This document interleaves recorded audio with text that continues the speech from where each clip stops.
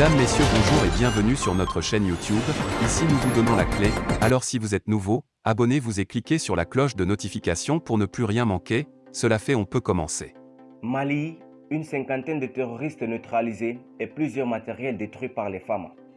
Dans un communiqué publié ce mercredi 20 juillet 2022, l'état-major général des armées informe l'opinion que la dynamique offensive des FAMA se poursuit toujours pour rechercher et détruire les terroristes et leurs sanctuaires dans le cadre du plan Maliko et de l'opération Kélétigui.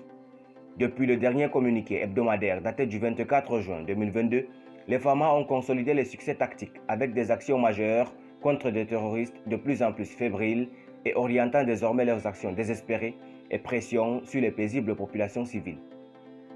Dans le théâtre centre de l'opération Maliko, les FAMA ont procédé du 30 juin au 12 juillet 2022 sur la route nationale numéro 16, axe Sévaré-Gao-Sévaré, à l'escorte d'une centaine de véhicules civils.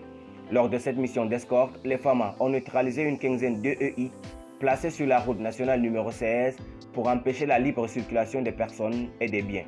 Cette opération de sécurisation du transport sur cet axe se poursuivra inéluctablement.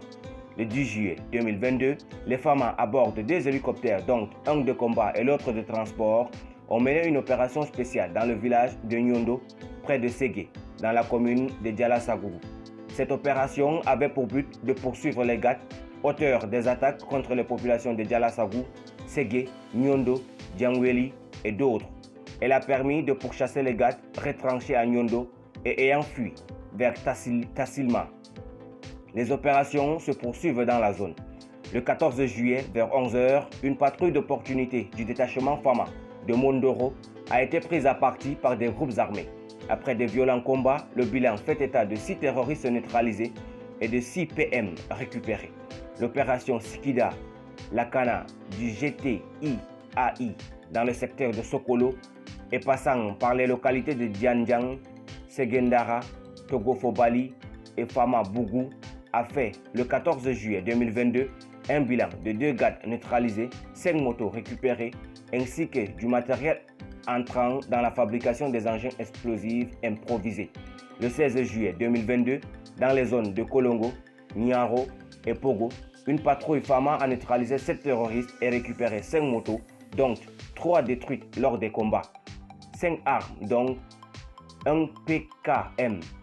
Le 18 juillet 2022, suite à un accrochage entre une patrouille FAMA et des groupes armés terroristes dans la zone de Djangweli, commune rurale de Timissa, les FAMA ont neutralisé 2 terroristes et récupéré un AK-47 et une carabine.